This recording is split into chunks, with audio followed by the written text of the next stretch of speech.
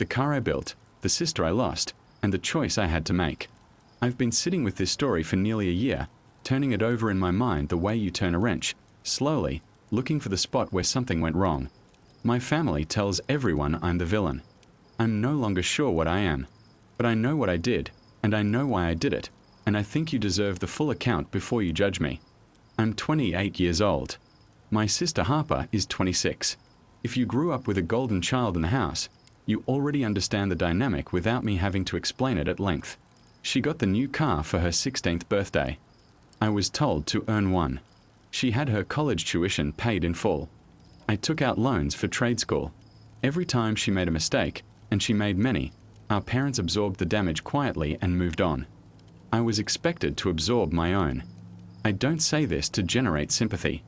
I say it because it matters to what comes later. The thing that kept me sane through my 20s was a project most people wouldn't have had the patience to start, let alone finish. When I was 19, I bought the rusted-out shell of a 1969 Pontiac GTO for next to nothing. Frame, body, nothing else worth speaking of. Over the next decade, working construction by day and in the garage every free evening and weekend, I rebuilt that car from the ground up.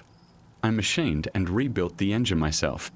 I sanded the body panels to bare metal. I sourced original components from swap meets across 3 states. I sprayed it a deep metallic midnight blue that caught the light like still water. When I finished it last year and had it properly appraised for insurance purposes, the number surprised even the agent. $85,000. But the dollar figure was almost beside the point. That car was the physical record of 10 years of discipline and sacrifice. It was the one thing in my life that was entirely and undeniably mine. Harper, by contrast, had gone through 4 vehicles in 6 years. Oil changes skipped until engine seized. Wheels curbed. Fenders dented. Our parents simply replaced each one because she needed to get to work, a part-time position she maintained with minimal effort. About 8 months ago, my parents hosted a large family reunion. My mother pressed me to attend, and I went. I made the mistake of driving the GTO. I usually keep it away from family events. I don't like leaving it parked on the street where I can't watch it. But the weather was clear and the car needed to be driven. An engine like that doesn't like sitting idle for weeks. So I drove it. My uncles gathered around it immediately, asking to see under the hood. Harper circled it slowly, trailing her fingers along the fender. She was wearing rings, and said she hadn't realized I'd finished it. She asked if she could take it for a spin. I told her no without hesitation. Nobody drives this car but me.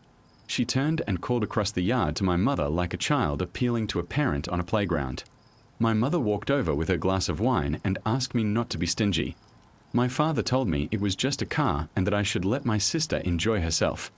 I explained, as calmly as I could, that a pre-traction control muscle car with a high-displacement V8 is genuinely dangerous in inexperienced hands. I told them if the pressure continued, I would leave. They backed off. Harper sulked through the rest of the evening, making pointed remarks about my selfishness. Because I'd had a couple of drinks, I decided to sleep in the guest room rather than drive home.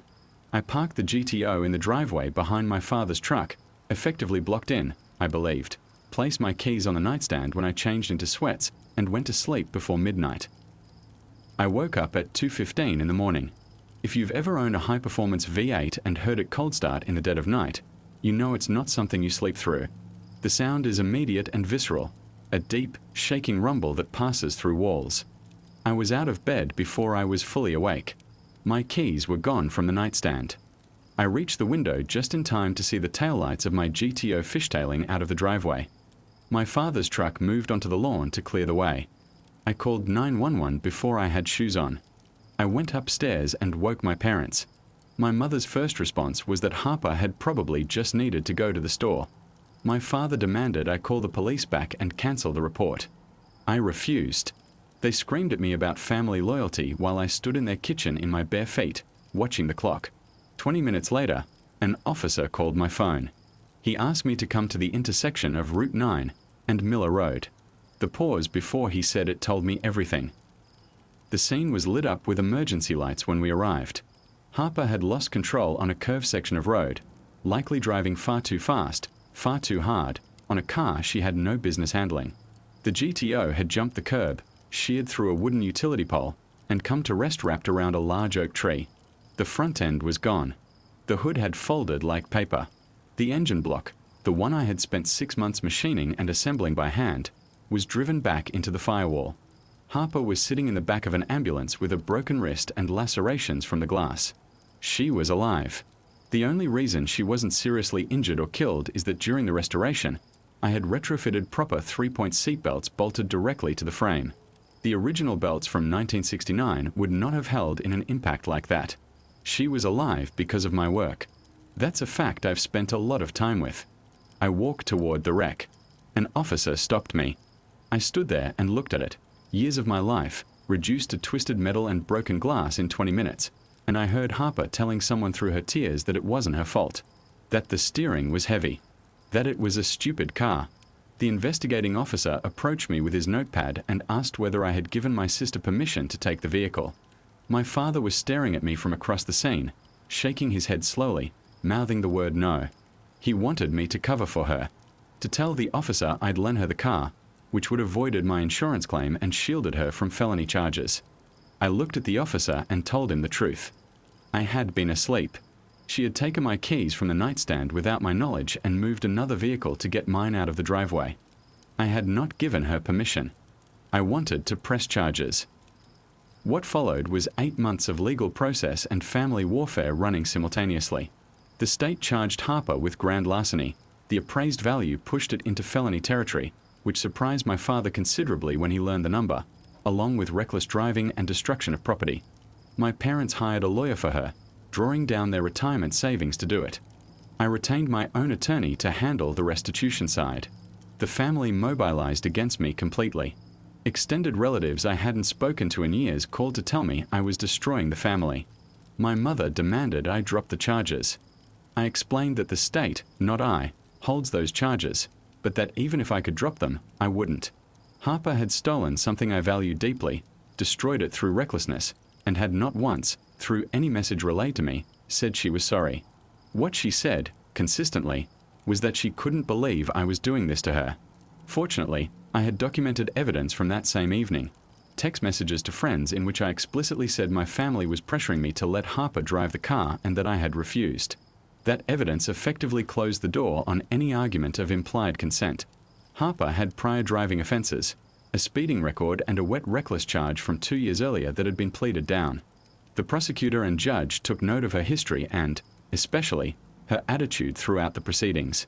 At the sentencing hearing, when the judge asked if she had anything to say, she looked at me and said she hoped I was happy with my stupid car. The judge sentenced her to 18 months in a state facility, followed by probation and a restitution order. She was handcuffed in the courtroom. My mother collapsed in the gallery. My father found me as I was leaving and told me I was dead to him, that I should never come back. I walked out of that courthouse alone. My insurance company paid the full appraised value. The money is sitting untouched. I've changed my phone number. I've blocked everyone. My parents, I learned through a mutual friend, are now attempting to mortgage their home to fund Harper's legal appeals and cover her expenses. They tell people I set her up. That I'm vindictive. I sit sometimes and look at photographs of the car. The color was something I spent weeks choosing. The chrome I polished by hand. The engine I could rebuild blindfolded by the end. It was beautiful in the way that something is beautiful when you understand exactly how much of yourself went into it.